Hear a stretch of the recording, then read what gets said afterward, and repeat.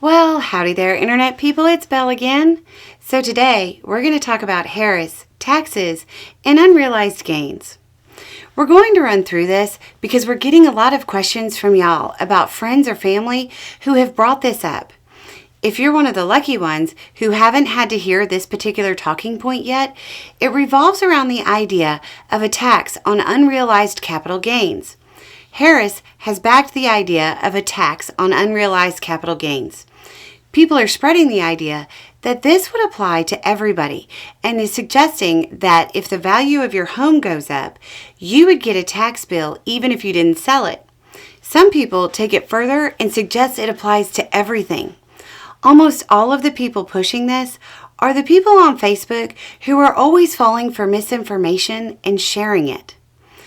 But you have Trump, who also, while rambling about Harris, said, quote, "She's even pushing a tax on unrealized capital gains."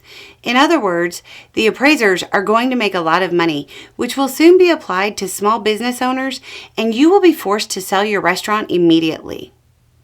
So what does it actually apply to? What's getting taxed like that?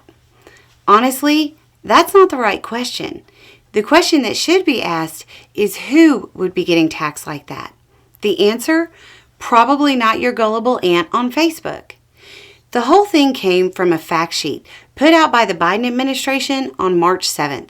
We'll put a link down below so you can read it for yourself. But it will be really clear when you hear the section you need to scroll down to. It's titled, "Requiring Billionaires to Pay at least 25% of Income in Taxes." It's incredibly unlikely that Aunt Gullible will get a bill under this proposed idea. As the fact sheet explains, quote, "Billionaires make their money in ways that are often taxed at lower rates than ordinary wage income, or sometimes not taxed at all, thanks to giant loopholes and tax preferences that disproportionately benefit the wealthiest taxpayer. As a result, many of these wealthy Americans are able to pay an average income tax rate of just 8% on their full incomes, a lower rate than many firefighters or teachers. To finally address this glaring inequity, the president is proposing to levy a 25% minimum tax on the wealthiest 0.01%, those with a wealth of more than $100 million. If you get that deep into the plan, you'll find out that even on them, it isn't a tax on unrealized capital gains. They got that wrong too. It's a 25% tax on total income, but again, only if you have $100 million in wealth.